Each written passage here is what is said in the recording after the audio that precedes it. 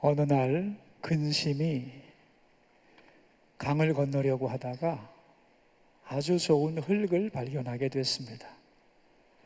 그 흙을 가지고 멋진 작품을 만든 근심은 주피터에게 가서 내 작품에 영혼을 넣어달라고 했습니다.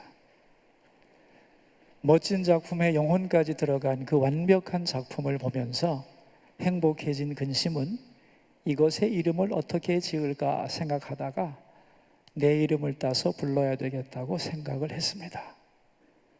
그래서 자기 이름을 붙이려고 하는데 옆에서 보고 있던 주피터가 아니야, 내가 그것에 영혼을 넣어줬으니까 내 이름을 따서 붙여야지 하고 시비를 걸었습니다. 그걸 듣더니 땅이 하는 말이 내가 재료를 제공했으니 내 이름을 붙여야지. 그래서 삼자가 싸우기 시작했습니다.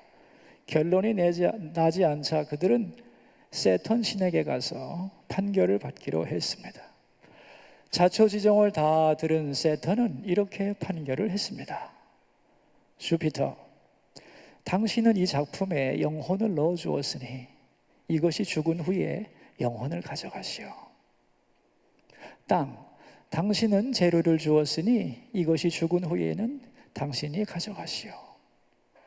그리고 근심, 당신은 이것을 만들었으니 이것이 살아있는 동안 당신이 지배하시오. 그리고 이 작품의 이름은 흙으로 만들었으니 흙, 라틴어로 후무스를 따서 휴먼이라 지으시오. 그래서 그 작품의 이름이 휴먼, 인간이 된 것입니다. 로마 신화에 나오는 얘기죠. 로마 사람들은 인간을 어떻게 이해했느냐 하면은 흙으로 만든 존재이며 살아있는 동안 근심을 벗어날 수 없는 존재라고 그렇게 판단을 했던 것입니다. 여러분, 정말 우리 모두는 근심하고 걱정하고 염려에 붙들려 살고 있죠. 여기 이 중에서 말이죠, 근심 염려 없는 사람 나와봐라 그러면은 아무도 나올 사람이 없을 겁니다. 아무리 저 사람은 근심이 없겠지?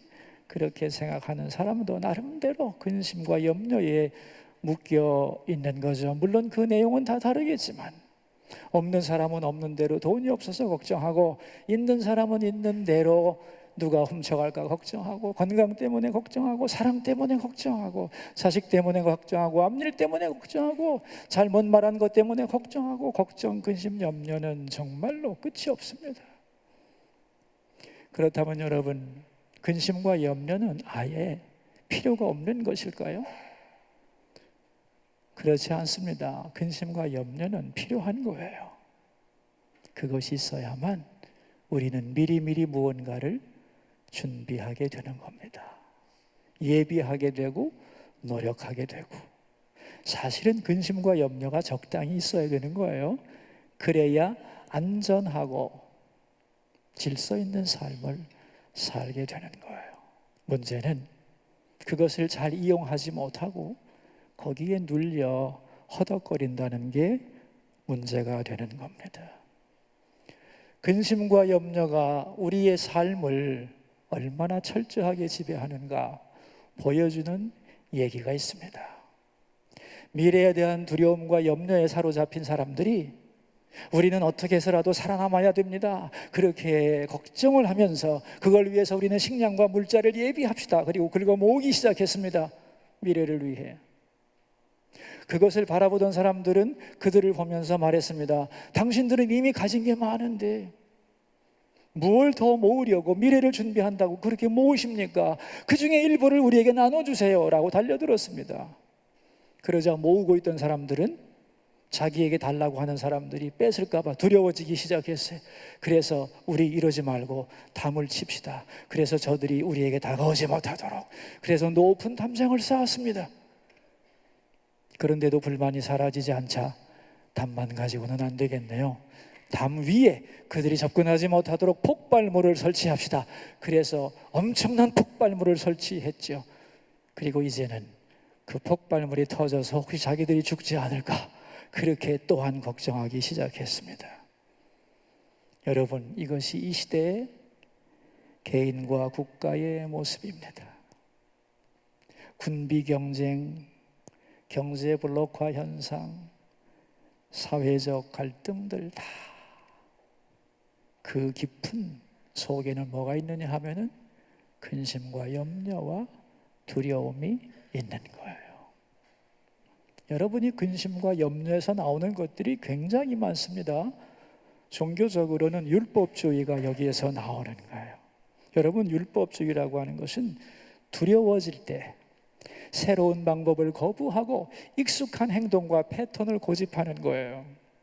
그래서 틀에 박힌 방식으로 말하고 행동하도록 유도하는 것, 이것이 극단의 율법주의예요. 율법주의에서는 언제나 이렇게 말하죠. 지금까지 이래 왔는데 왜 새로운 것을 시도해야 됩니까? 그런가 하면은 사회 심리학적으로는 업적주의가 두려움 속에서 나오는 거예요. 여러분, 사람들이 정말 열심히 살죠?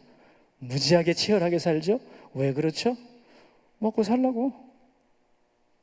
그러나 먹고 살 거 있어도 뛰어다니죠. 열심히 일하죠. 왜 그렇죠? 자기 가치를 증명하기 위해서. 왜냐하면 하나님으로부터 멀어진 사람은 자기 존재의 가치를 다른 사람과 비교하며 증명해야 되거든요. 그래서 업적이 없으면 불안한 거예요. 나 이만하면 괜찮은 사람이거든. 그것을 스스로 확인하기 위해서 남보다 더 열심히 뛰고 몸부림치며 달려가는 겁니다. 열정에 사로잡힌 것 같고 대단히 화려한 것 같아도 사실 업적주의 속에는 자기 존재의 불안에 대한 두려움이 가득한 것입니다. 철학적으로는 또한 두려움이 우리를 조용히 평화롭게 머물지를 못하게 하죠. 나는 여기서 보호받고 있다. 이곳은 안전하다는 생각이 없어요. 그래서 정신적인 방랑자가 되는 거예요. 그래서 철학적으로 허무주의는 불안 속에서 나오는 겁니다. 그러니까 종교, 사회, 그리고 철학, 그리고 일상의 삶에 이르기까지 근심과 염려와 두려움은 우리의 삶을 완전히 장악하고 있다고 생각하면 됩니다. 그러면 이제 이렇게 물을 수 있죠. 왜 인간은 근심하나? 필요 이상으로. 여러분, 그 이유가 뭐라고 생각해요? 하나님을 떠났기 때문입니다. 성경의 대답이에요. 하나님의 보호하심과 공급과 지켜주심을 떠났어요. 그래서 홀로 살아가야 돼요. 나 자신을 내가 책임져야 돼요. 앞에 무슨 일이 있을지 알지 못해요. 그래서 두려워지는 거예요. 여러분, 창세기 4장에 보면은 가인이 동생 아벨을 죽이고 하나님을 떠나면서 한 첫마디가 뭔지 아세요? 사람들이 나를 죽일 겁니다 그랬어요. 그리고 처음 한 행동이 뭔지 아세요? 자기를 보호할 성을 쌓게 됩니다. 하나님을 떠난 존재, 두려워하는 거예요.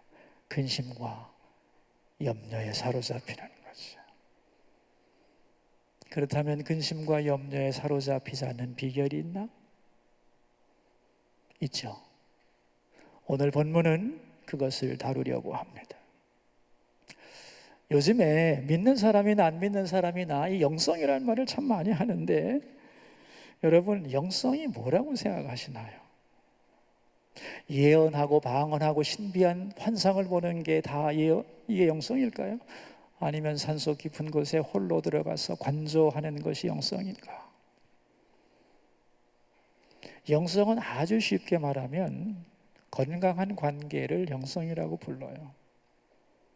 돈의 영성은 뭐냐면 돈 없이 사는 게 돈의 영성이 아닙니다. 있어도 좋고 없어도 좋지만 돈과 그 사람과의 건강한 관계, 그게 그 사람의 돈의 영성입니다.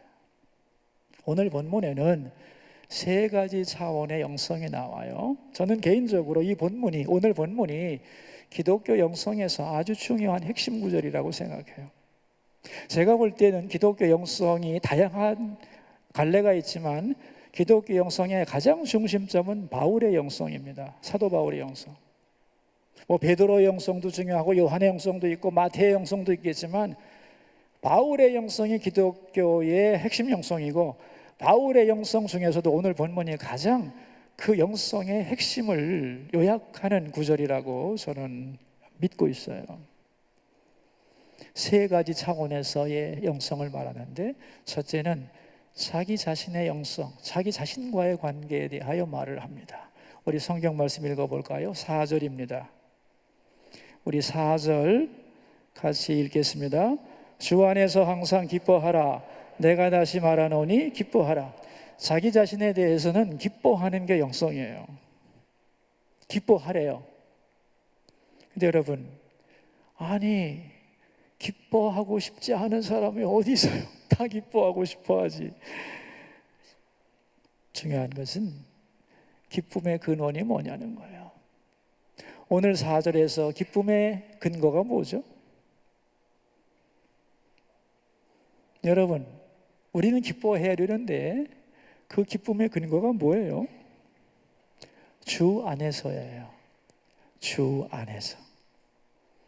예수님 때문에 기뻐하라는 거예요. 그러니까 돈 때문에 기뻐하면 돈이 사라지면 기쁨이 사라지죠. 건강 때문에만 기뻐한다면 건강이 사라지면 기쁨도 사라지겠죠. 인기에 민감한 사람은 사람들이 나를 외면하면 기쁨이 없겠죠. 그러나 주 안에서 예수님을 생각하면 기쁨이 있다는 거예요. 왜냐하면 예수님이 기쁨의 근원이기 때문에. 기쁨의 근원 되시는 예수를 위해 삽시다. 예수님이 기쁨의 근원이에요. 왜냐하면 예수님 안에서 우리는 하나님의 자녀가 되어 죄의 용서를 받고, 그리고 예수님이 나를 사랑하세요. 나를 선택하시고 사용해 주세요. 그리고 나를 아셔요. 나를 인도합니다. 그리고 예수 안에 나의 미래가 있습니다. 영원한 천국이 있고.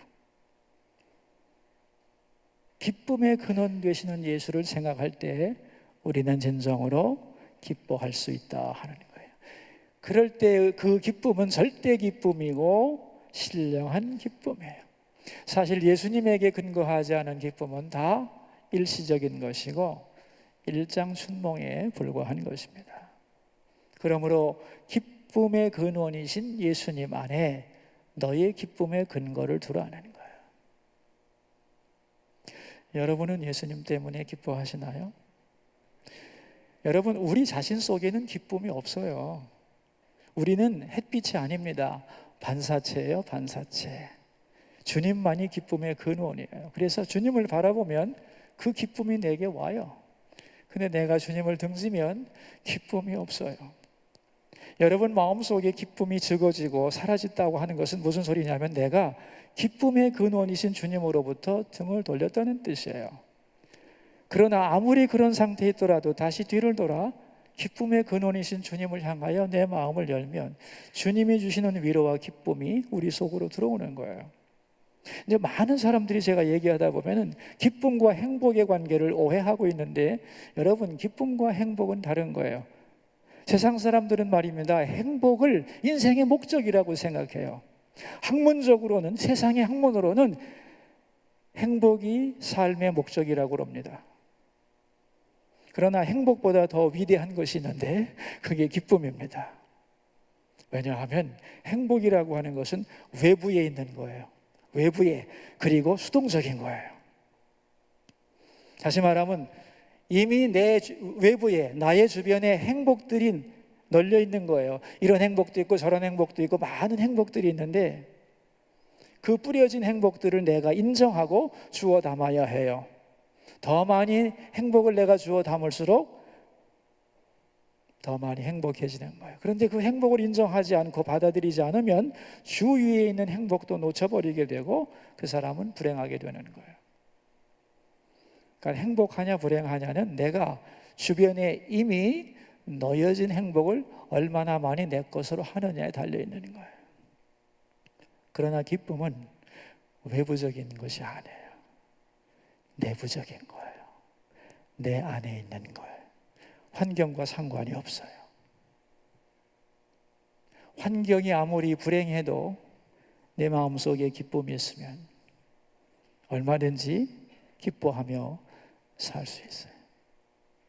이 기쁨은 아무도 빼앗을 수가 없어요. 그래서 기쁨은 행복보다 위대한 거예요. 이 기쁨을 누가 주는가? 누가 준대요? 주님이 주는 거예요. 기쁨의 근원이기 때문에. 그래서 이 기쁨이라고 하는 것은 신앙의 중요한 증거입니다. 독일의 철학자 니체라고 하는 분이 있죠. 니체는 그랬어요. 기독교인들이여, 당신들이 복음을 가지고 있다면 얼굴로 보여다오. 그러면 내가 그 복음을 믿겠노라 그랬어요. 그러니까 우리가 복음을 가졌다는 것, 복된 소식을 가졌다면 말이죠, 그 증거로서 뭐가 있어야 되냐면 기쁨이 있어야 돼요. 저는 여러분이 행복한 환경에서 살기를 바랍니다. 원하지 않아요? 저는 여러분이 행복한 환경 속에서 살기를 바라요. 그러나 더 중요한 것은 여러분 마음속에 주님이 주시는 참된 기쁨이 있기를 바랍니다. 이 기쁨이 없다면 이 세상의 행복도 별거 아니에요. 주 안에서 기뻐하는 것이 영성이에요. 기쁨이 없다면 주님을 바라보시고, 이 세상의 기쁨의 근원은 다른 어느 것도 아닌 주님 자신이라는 것. 그래서 내가 주 안에서 기뻐하는 것, 그것이 영성이고 하나님이 내게 원하시는 것이라는 것을 기억해야 돼요. 두 번째는 다른 사람과의 관계에서 영성이 뭐냐 하는 것인데, 이웃과의 관계에서는 5절입니다. 본문 5절을 같이 읽을까요? 너희 관용을 모든 사람에게 알게 하라. 주께서 가까우시니라 그랬어요. 관용이란 뭐냐 하면 철학적으로 옳은 것보다 더 옳은 것, 옳은 것보다 더 옳은 것이 관용입니다. 여기 옳은 것이 있습니다. 그런데 그것이 다는 아니에요. 이게 정답이지만 더 높은 해답이 있는 거예요. 여러분, 잘못한 사람한테 화를 내는 것은 옳은 거죠? 그래요, 안 그래요? 화낼 수 있잖아요. 잘못했는데. 옳은 거예요. 그런데 옳은 것보다 더 옳은 게 있다니까. 화를 내도 되지만 한 번 더 참아줄 수도 있죠? 그죠? 그게 관용이라는 거예요. 우리는 이런 생각을 해요. 나는 아무 힘도 없고 주변에 나는 아무 영향력도 미칠 수 없다고 생각하지만 아닙니다. 우리가 내가 한 번 더 생각하고 한 번 더 참고 한 번 더 넓은 마음으로 바라봐 줘야지. 그게 관용인데, 여러분이 이 시간에도 우리의 삶을 변화시키려면 여러분의 옆에 사람에게 관용을 주면 되는 겁니다. 한 번 더 품어주고 격려하면 세상은 그만큼 좋아져요. 여러분, 예수 믿는 사람이 관용하지 않으면 예수의 이름으로 다른 사람을 올가매게 돼요.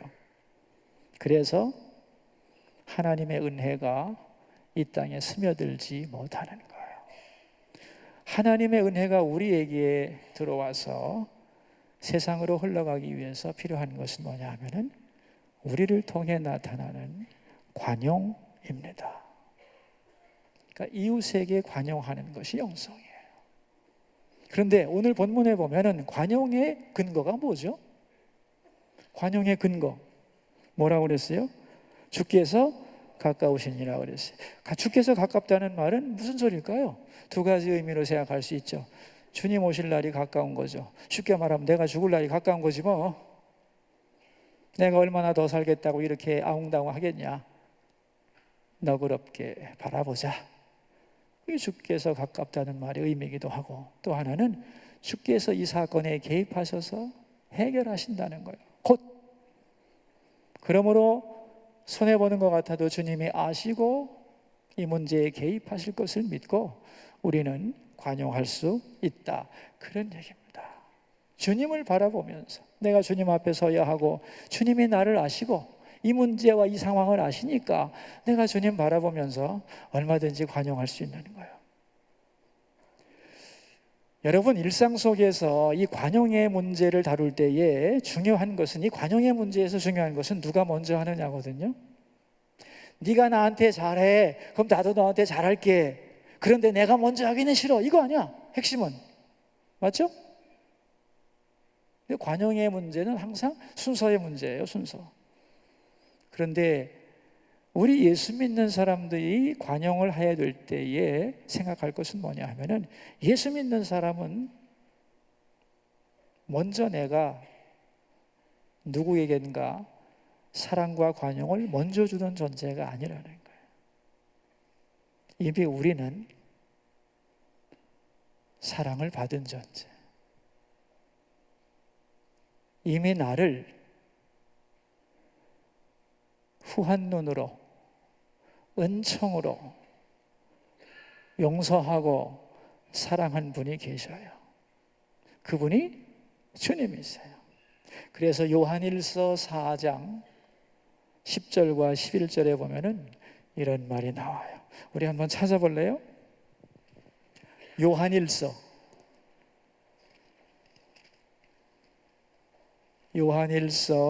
4장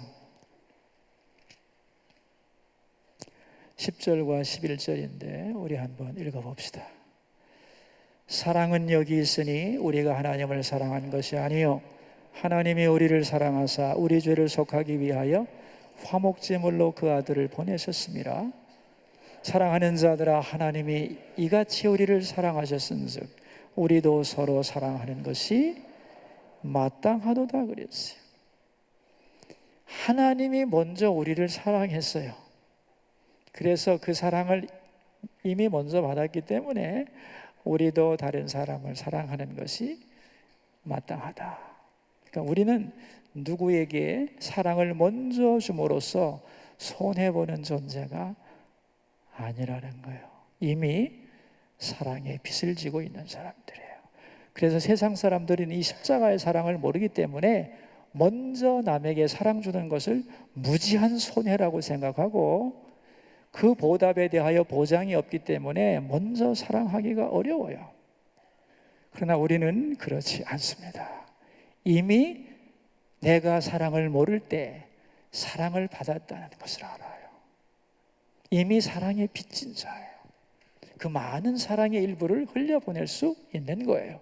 그리고 그 흘려보낸 것을 또 주님이 알고 갚아준다는 것을 믿을 수 있어요. 그래서 우리는 관용할 수 있는 거예요. 그래서 우리가 하나님 앞에 있을 때 주님이 가깝다는 걸 느낄 때에 우리는 관용할 수 있다는 거예요. 자신에 대해서는 뭐 해야 된다고요? 기뻐해야 돼요. 주님 때문에. 다른 사람에 대해서는 관용해야 돼요. 그럼 하나님에 대해서는 6절입니다. 함께 우리 본문 6절을 빌립보서 4장 6절을 읽겠습니다. 아무것도 염려하지 말고 다만 모든 일에 기도와 간구로 너희 구할 것을 감사함으로 하나님께 아뢰라 그랬어요. 하나님 앞에서 우리가 할 일이 뭐냐? 아무것도 염려하지 말고 그랬어요. 여러분, 하나님 앞에서 우리가 가져야 할 태도가 뭐라고요? 염려하지 말고, 염려하지 말고. 염려하지 않는 방법은 뭐죠? 염려하지 않는 방법이 뭐예요? 다만 모든 일에 기도와 간구로 그랬어요. 기도하는 거예요. 염려하지 않는 방법이 기도예요. 여러분, 기도하지 않으면 생각이 많아져요. 우리의 생각을 하나님 앞에 올려드리는 기도를 하지 않을 때는 우리의 생각이 우리를 지배해요. 그래서 복잡해져요. 그래서 염려하지 않는 방법은 뭐냐 하면은 우리의 염려를 가지고 하나님께 나가 기도하는 거예요. 그런데 거기에도 순서가 있습니다, 여러분. 오늘 본문을 잘 보시면 순서가 어떻게 되냐면은 기도와 간구로 그랬어요. 어느 것이 먼저예요? 기도와 간구로. 뭐야, 기도는 뭐고 간구는 또 뭐야, 똑같은 거 아니야? 비슷하죠? 그런데 강조점이 다르죠. 기도는 플러스 육회, 간구는 간구인데 하나님을 바라보는 것이 강조되고 있어요. 간구는 네시스인데 어떤 문제를 필요를 따라 조목조목 아뢰는 것을 의미해요. 다시 말하면 기도 다음에 간구라는 거예요. 근데 기도는 쉽게 말하면 하나님을 바라보는 거예요. 그 다음에 나의 필요를 조목조목 아뢰는 것이에요. 이 순서는 아주 중요한 거예요. 여러분, 문제에 붙들리면 사람은 땡깡을 부리게 돼 있어요.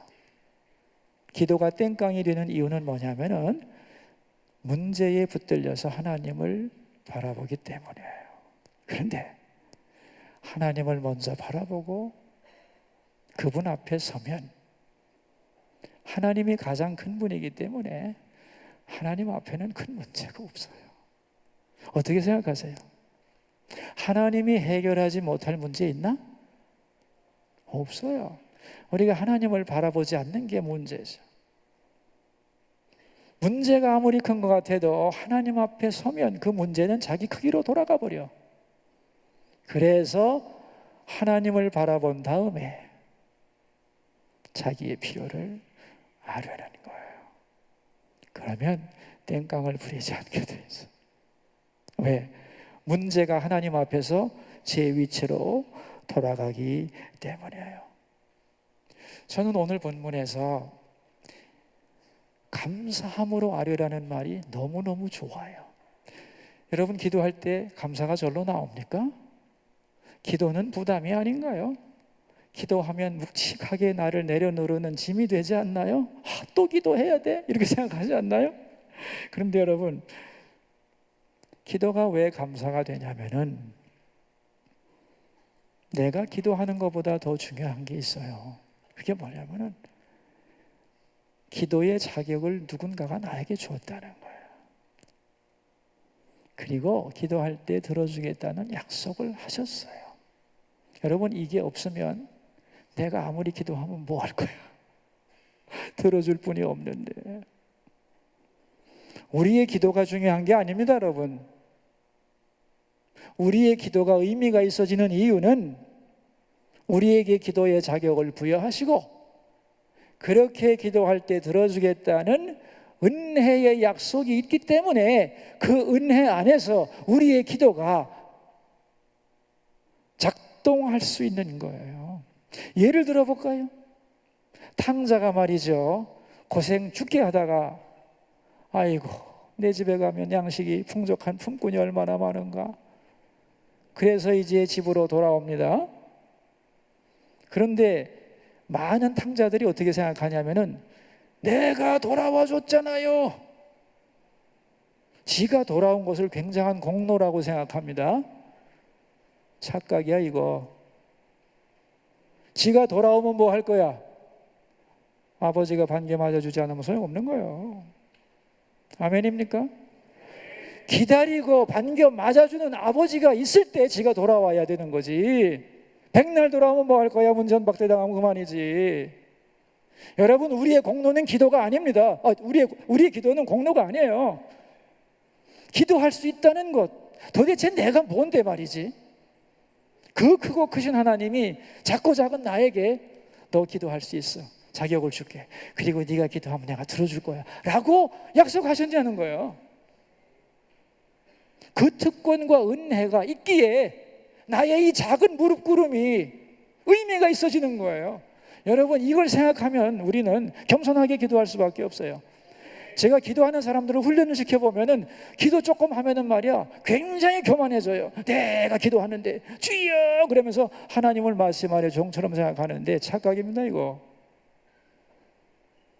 자기의 몇 시간의 기도가 중요한 게 아닙니다. 은총이 있기에 기도가 기도되는 거예요. 저는 말이죠, 이걸 알고 나서는 기도하러 이렇게 자리에 앉으면 참 감사해요. 내가 뭔데? 내가 뭔데? 사람도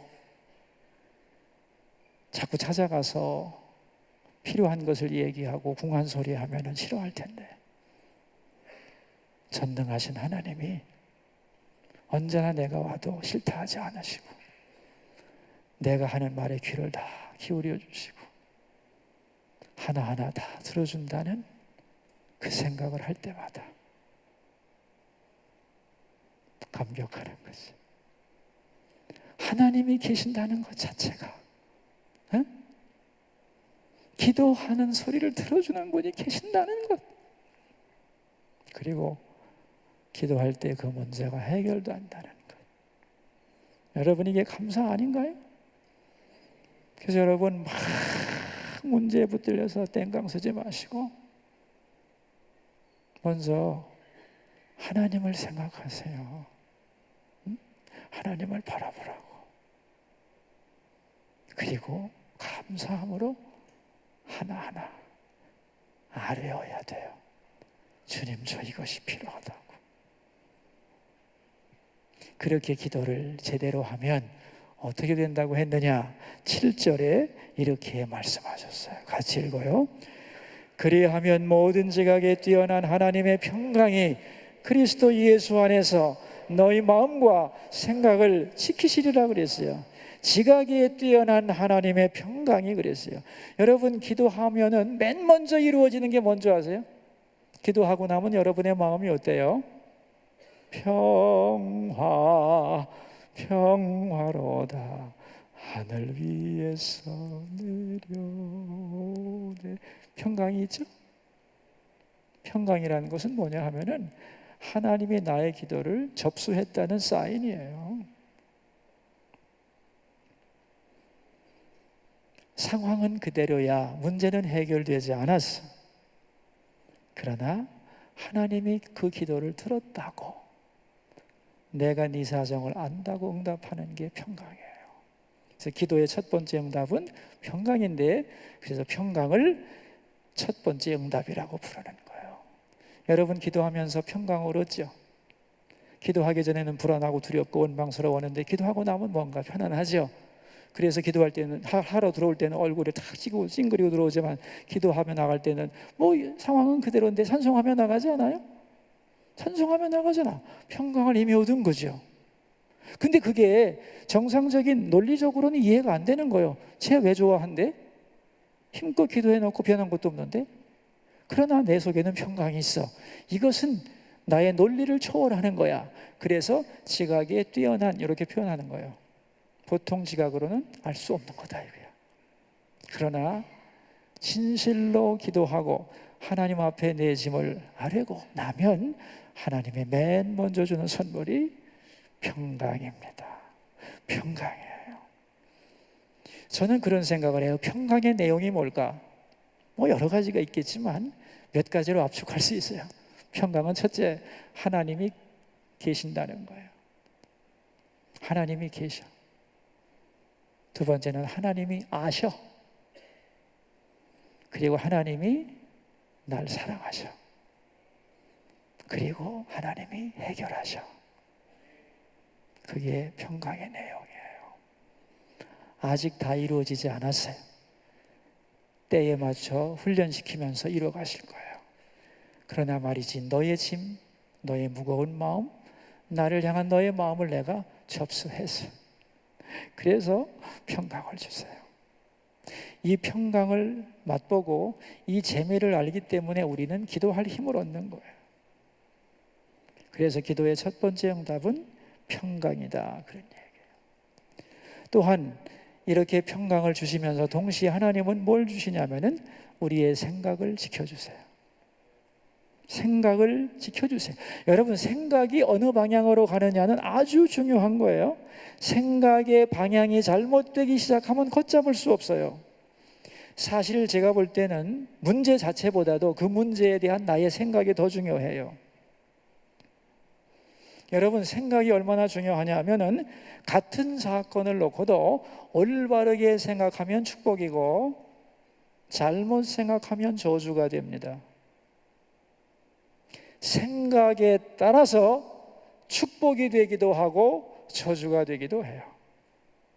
내가 제대로 올바르게 생각하면 행복한데 잘못 생각하기 시작하면 의심이 생기고, 그게 더 잘못되면 고민이 되고, 거기서 더 잘못되면 절망의 나락으로 떨어지는 거예요. 그러니까 우리가 생각 때문에 행복해지고 생각 때문에 불행해져요. 이 생각이 어디로 유도되는가, 흘러가는가가 아주 중요한 거예요. 근데 기도할 때 하나님이 우리의 생각을 꼭 잡아서 바른 생각을 하도록, 믿음으로 생각하도록, 하나님의 관점에서 생각하도록 우리의 생각의 방향을 조정해 주시는 거예요. 염려하지 않고 싶지. 그런데 염려하지 않으려면 염려보다 큰 걸 붙잡아야지. 아무것도 안 붙잡고 어떻게 염려를 안 하겠어요? 염려가 밀려오는데. 천지를 만드신 내 하나님 아버지를 붙잡지 않으면 우리는 염려의 노예가 됩니다. 그래서 염려 앞에서 너희들은 기도하라는 거예요. 그래서 기도의 원래 시작은 염려에서 시작되는 거예요. 그래서 염려를 안 할 수 없지만 염려가 몰려오면 이제는 염려 대신 기도하라는 거예요. 그래서 기도할 때에 이 세 가지 영성이 하나로 모아서요. 기도하고 나면 기뻐할 수 있고, 기도하고 나면 관용할 수 있고, 기도하고 나면 평강을 누리게 되고, 내 생각이 올바른 길로 가게 된다는 거예요. 그리고 해결이 되고. 제가 처음에 제가 아픈 것을 깨달았던 것은 굉장히 우연한 일입니다. 저희 교우님 한 분이 목사님, 제가 건강검진을 받다가 목사님 생각이 나서 건강검진 예약을 해놨는데 한번 편한 마음으로 받아보시지요. 그래서 예약한 날짜가 됐길래 가벼운 마음으로 갔어요. 가서 기분 좋게 검진을 받고 이제 며칠 후에 결과를 보러 갔는데 의사가 딱 보더니 하는 말이, 목사님 심각하네요. 암이 걸렸는데요, 증세가 없었어요. 이미 전이가 다 시작돼서 장기를 떼어내야 됩니다. 퇴원하지 마시고 그냥 이번 이 자리에서 하시죠. 빨리 해야지 심각합니다. 그러는 거예요. 걱정되대. 또 하늘이 노래지면서 그래도 제가 집에 가서 상의도 하고 좀 그래야죠 그랬더니, 상의할 게 뭐 있습니까? 집 사람들 오라고 그러면 되지. 몸이 그럴 상태 아닙니다. 가지 마시고 그냥 수술 받으세요. 내일 수술 받도록 해드릴게요. 그러는 거예요. 그래서 그래도 너무 부담스러워. 장애인이 된다고 그러니까. 그래도 내가 내일 올 테니까 일단 집으로 보내주세요. 집에 가서 마음 좀 진정하고 가족들하고 상의 좀 하고 다시 오겠습니다. 그리고 병원을 나왔어요. 참, 어떻게 해야 되지? 나에게도 암이 걸릴 수 있는 건가? 그런 생각이, 염려가 진짜 나의 온 몸과 마음을 누르기 시작했어요. 어떡하지? 우리 본문을 한번 읽어봐요. 제목을 한번 읽어보세요. 그래서 이제 염려 대신 뭘 해야 되겠어요? 목사가 기도를 해야지. 그래서 아이고 하나님, 큰일 났습니다. 정말 상상도 못했는데 제가 병에 걸렸고 당장 수술하지 않으면 더 위험해진다니 어찌하면 좋습니까? 큰일 났습니다. 어떻게 하면 좋습니까? 정말 다급해서 하나님께 기도를 했는데, 제가 첫 번째 들은 응답이 뭔지 아세요? 내 아내를 위로하라는 말이었어요.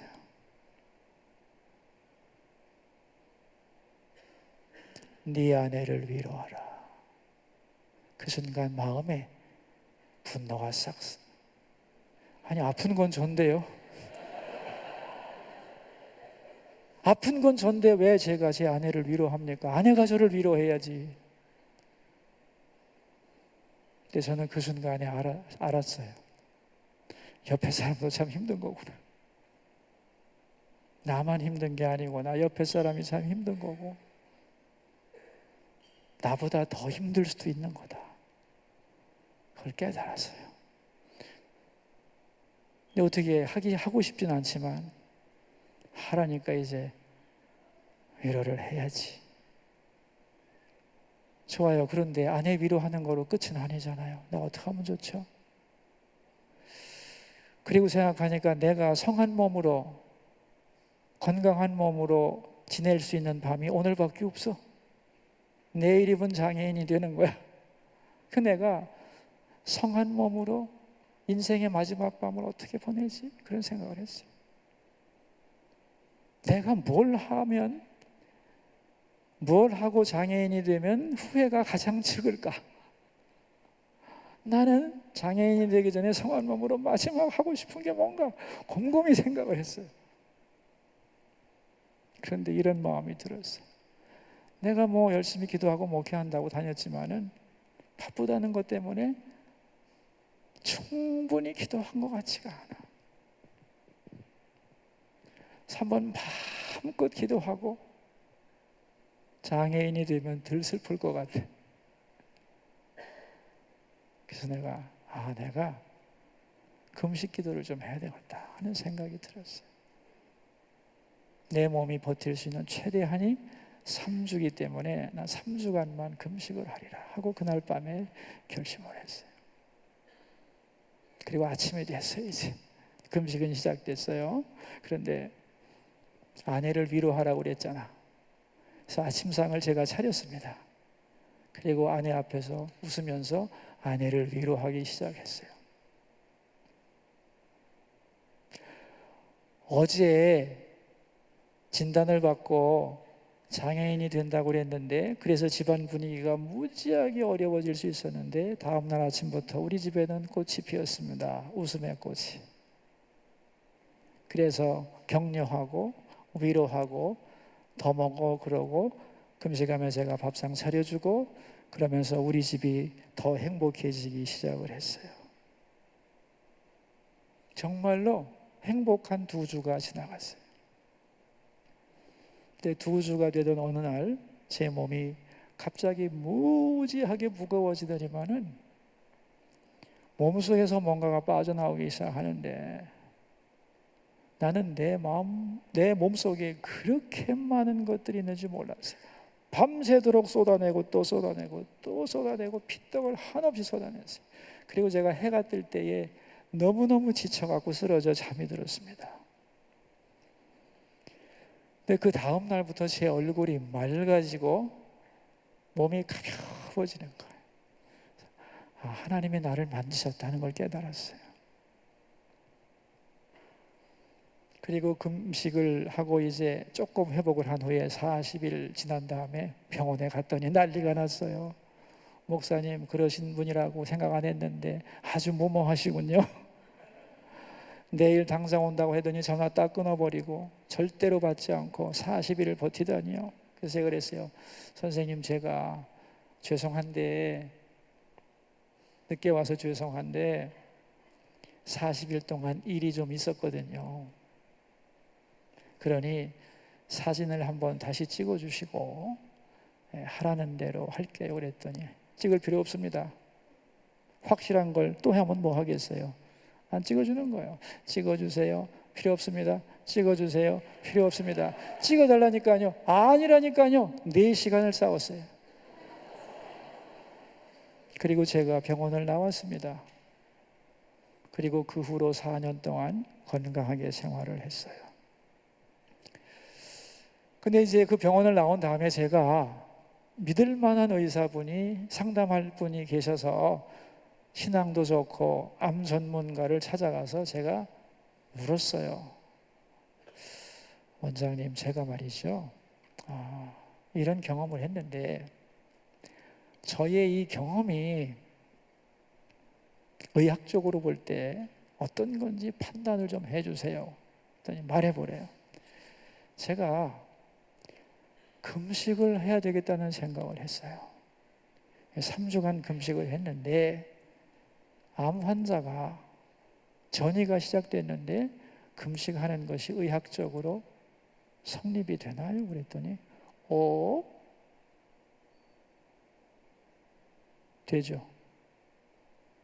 어떻게 됩니까? 암세포가 굶어 죽은 겁니다. 사람들은 감히 생각하지 못하는데 암균이 무지하게 독하지만 굶는 거 앞에는 못 당합니다. 사람들은 감히 그런 생각을 못하는데 금식하고 싶은 마음이 들어서 기쁜 마음으로 금식해서 암균이 굶어 죽은 겁니다. 그러는 거예요. 또 하나, 아내를 위로하라고 하는 음성을 들었는데 의학적으로는 어떻다고 생각하세요? 그랬더니 막 웃더니 목사님, 내가 얘기를 해드릴게요. 제가 암 전문가로서 30년 동안 환자들을 봤는데 이 사람이 병이 나을지 안 나을지 저는 금방 압니다. 나을 사람들은 징조가 있는데 첫째가 뭐냐 하면은 아프기 전보다 사이가 좋아지면 낫고 사이가 나빠지면 회복 못합니다. 이 역경을 함께 이겨내자 하면서 서로에게 미안해하고 고마워하고 격려하고 나 때문에 고생이 많다고 서로를 세워주면 확실히 낫습니다. 서로 비난하고 너 때문이야 나 때문이야 하면서 싸우고 갈등하고 하면은 원망하고 분열하면 절대로 낫지 못합니다. 그래서 제가 암 환자를 딱 만나면 환자가 오면 반드시 배우자를 불러가지고 당신이 나으려면 둘이 함께 보고 웃으라고, 그리고 서로 끌어안고 사랑한다고 말하라고. 나는 이것이 암치료의 시작이라고 생각합니다. 네, 목사님, 아내를 위로하라는 말은 두 분이 연합한 거니까 아주 의학적으로 정확합니다. 그러는 거예요. 두 번째, 이 사람이 나을지 안 나을지 어떻게 알 수 있느냐? 나을 사람들은 병을 오픈한다는 거예요. 나 아파라고 말한다는 거예요. 근데 안 나을 사람들은 쉬쉬 숨긴대. 이건 자기 몸에 대한 배신입니다.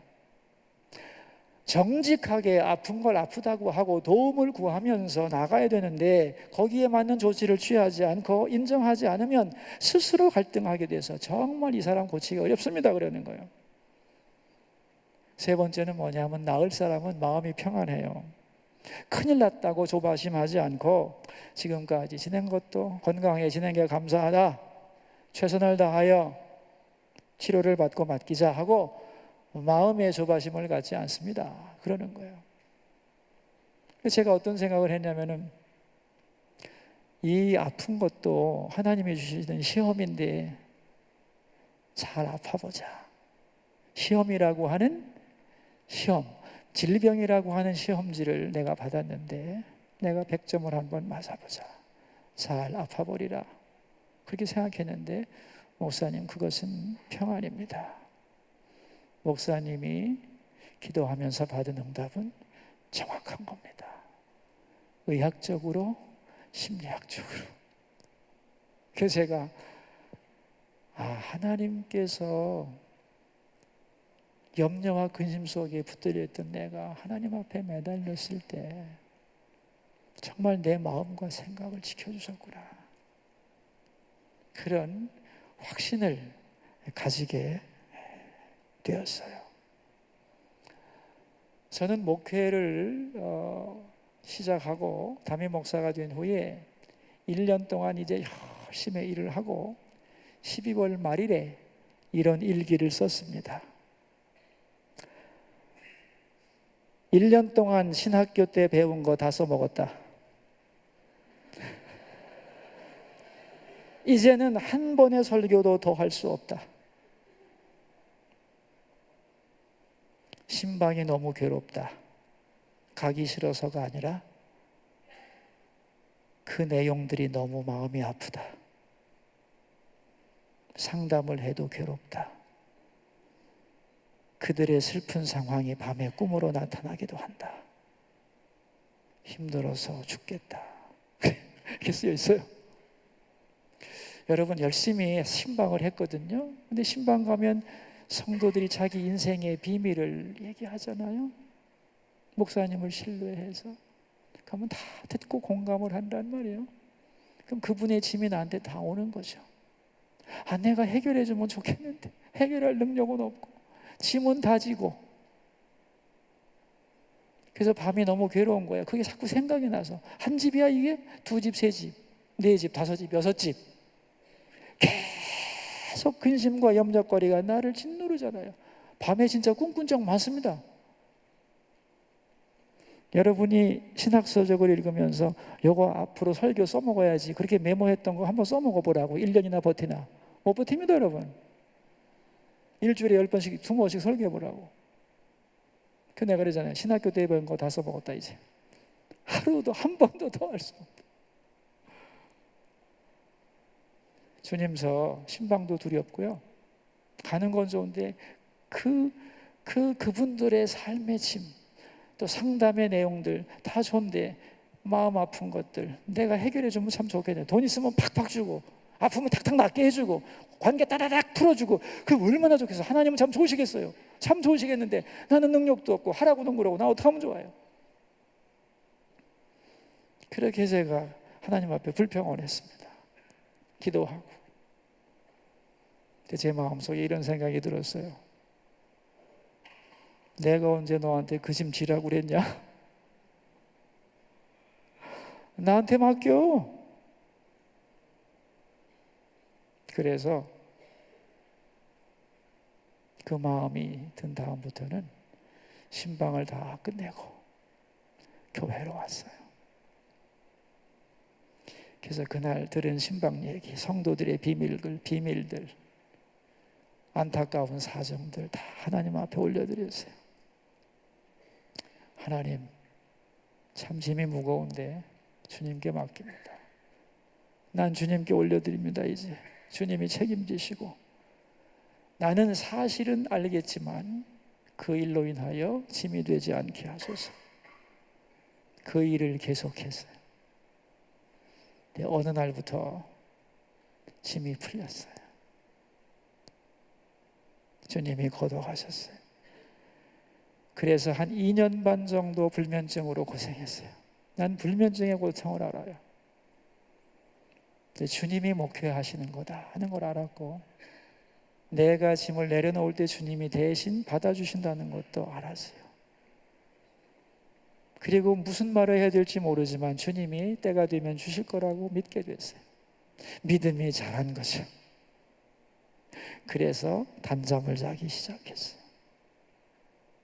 그 다음부터는 신방을 가도 두렵지 않았어요. 무슨 얘기를 들어도 나는 뭐 일러 바치면 되니까. 오늘 밤에 가서 주님께 근데 사정 내용 얘기하고, 주님 보고 얘기한 거죠. 뭐 저를 보고 얘기했겠어요. 주님께 목사님이 기도해달라는 마음으로 한 걸 테니까 저는 그저 주님께 올려드리니까 저를 이 짐에서 벗겨달라고 그렇게 기도하고 툴툴 털어버리고 집으로 퇴근하고 했습니다. 왜냐하면 나는 해결자가 아니기 때문에. 주님이 해결자고 나는 통로니까. 나는 다만 통로일 뿐이니까. 그리고 신방을 갈 때도 옛날에는 잠깐 기다려, 말씀을 준비해야지. 그리고서 기다려, 그리고서 거절하고 말씀 준비가 된다면 가고 그랬는데 이제는 갑니다. 그냥 주께서 할 말을 주시겠지. 그리고 가는 거예요.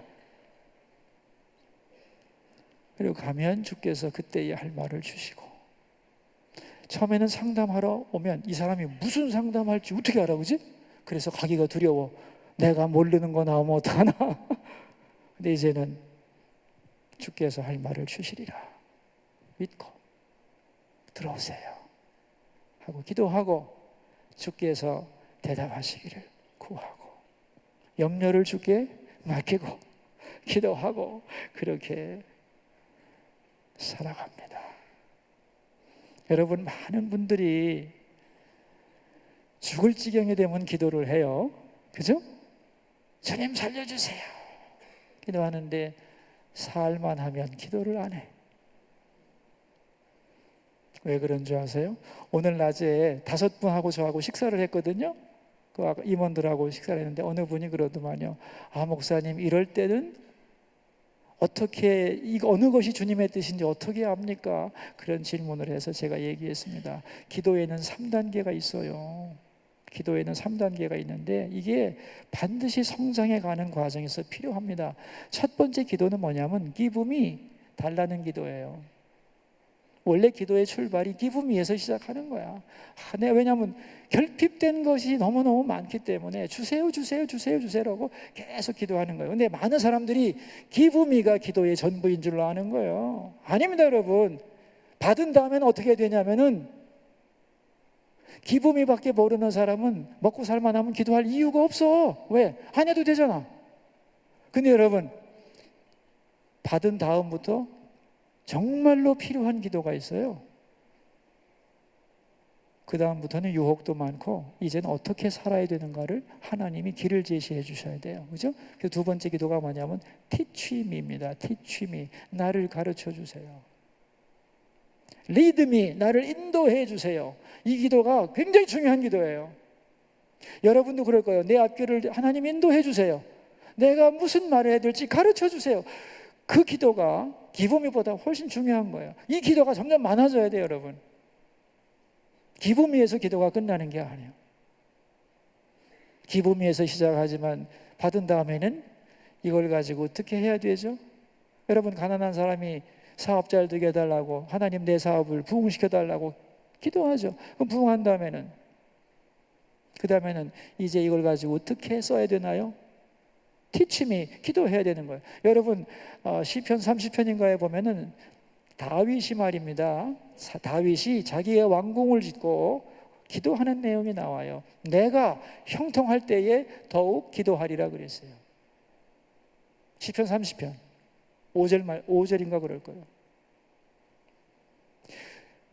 살려달라고 기도했는데 하나님이 살려줄 뿐 아니라 왕궁을 짓게 했습니다. 이제 기도할 필요 없잖아, 기쁨이었다면. 근데 이제부터는 내가 형통할 때 더 기도하겠다. 왜?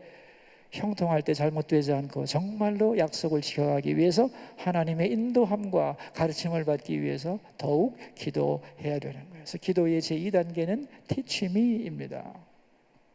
근데 여러분, 하나님이 가르쳐주는 것만 끝나는 게 아니에요. 하나님은 우리와 깊은 교제를 나누며 데이트하기를 원하시는 거죠. 주가 나와 동행을 하면서 나를 친구 삼으셨네. 여러분, 이 기도 속에서 이루어져야 되죠. 모세가 출애굽기에서 이런 기도를 했어요. 출애굽 33장 쪽에서. 첫째는 뭐냐면 기쁨이 나와 함께 일할 사람을 주세요 그랬어요. 그 다음에 우리의 갈 길을 인도해달라고, 가르쳐달라고 기도해요. 그리고 마지막에 기도한 게 있습니다. Show me your glory. 당신의 영광을 보여주소서예요. Show me. 주의 임재 속으로 들어가 주의 영광을 보게 하소서. 여러분, 이 3단계의 기도는 문제 자체가 없어지는 거예요. 주의 임재 속으로 들어가는 거기 때문에. 나는 여러분의 기도가 성장하기를 바라요. 기쁨이도 안 한다면 그건 문제가 있고, 기쁨이에서 시작해서 여러분은 갈 길을 가르쳐달라고 계속 기도해요. 내가 무슨 말을 해야 될지 가르쳐 주세요. 여러분에게 얼마나 절실한 거예요, 여러분. 기도해야 돼요. 그리고 주님, 주의 영광 보기 원합니다. 주의 임재 안에 머무르기 원합니다. 그 신비한 기도의 놀라운 영역, 우리를 초대하는 영역에 대해서 우리는 너무 무지하고 그 길을 향하여 가지 않는다고 생각해요. 여러분, 저 하늘에는 하나님의 영광이 가득하고 모든 것이 충만한 줄 믿습니다. 그러나 이 땅에는 너무도 부족한 게 많고 결핍된 것이 많고 처절한 것이 많아.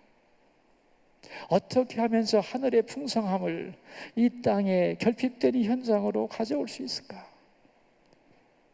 이 갭을 어떻게 메꿀 수 있을까? 하나님은 그 갭을 메꾸도록 주셨죠. 기도라는 특권을.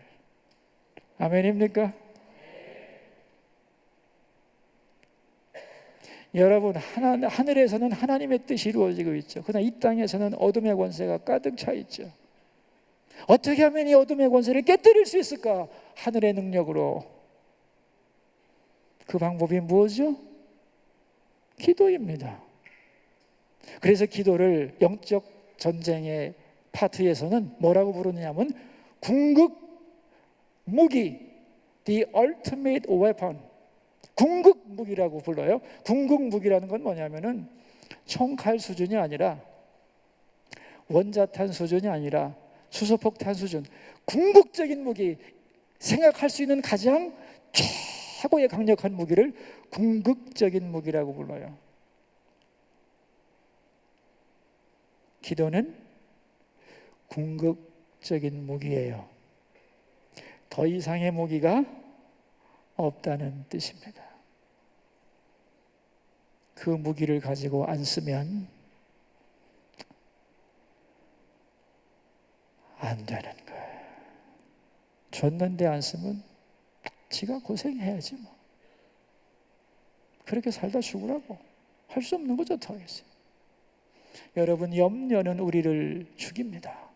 그러나 기도는 우리를 살립니다. 염려는 우리를 시들게 합니다. 그러나 기도는 우리를 소생시킵니다.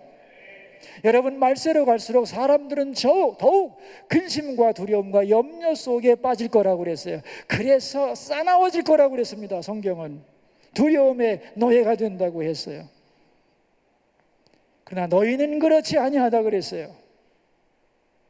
염려 대신 기도하라고 그랬어요. 염려 대신 기도하면 기뻐할 수 있고 관용할 수 있고 어떤 상황에서도 평강을 누릴 수 있고 하나님의 원하는 생각을 따라 갈 수가 있는 거죠.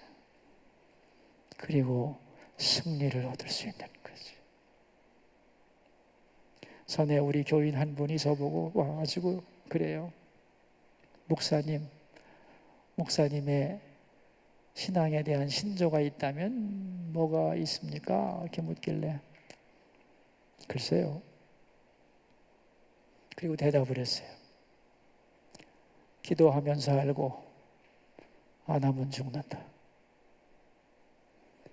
염려의 반만 기도하면 인생은 편해진다. 그게 제 신조예요. 그랬어요. 그랬더니 그분이 아멘! 그럽디다. 기도하면 살고 안 하면 죽습니다. 염려의 반만 기도하면 삶은 평안해집니다. 이 은혜가 여러분 모두에게 가득하기를 축원합니다. 기도하겠습니다.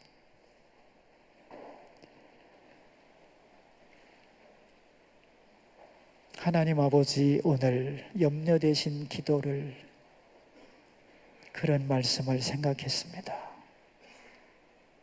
염려하느냐 너희들이? 기도하여라. 우리를 향한 주님의 명령인 줄 믿습니다. 근심, 걱정, 무거운 짐 없는 사람 누군가? 부질없이 낙심 말고 기도드려 아뢰세. 주께 고함 없는 거로 복을 얻지 못하네. 사람들이 어찌하여 아뢰를 줄을 모를까? 우리에게 기도하라 명하시고 기도의 모범을 보여주셨던 주님, 기도처럼 대단한 특권과 무기를 가지고 사용하지 않으면서 염려와 근심과 두려움의 노예로 살지 않게 하여 주소서. 주여, 우리에게 담대한 기도에 대한 믿음을 주시고 은혜의 보좌 앞으로 나가서 기도하게 하옵소서. 필요한 것을 공급해 주시고 어떻게 해야 할지 가르쳐 주시고 주님의 영광을 보여주사 하나님의 임재 가운데 거하게 하옵소서. 주여, 부르신 우리 모두를 참된 기도의 사람으로 변화시켜 주옵소서. 존귀하신 예수님의 이름으로 기도하옵나이다. 아멘.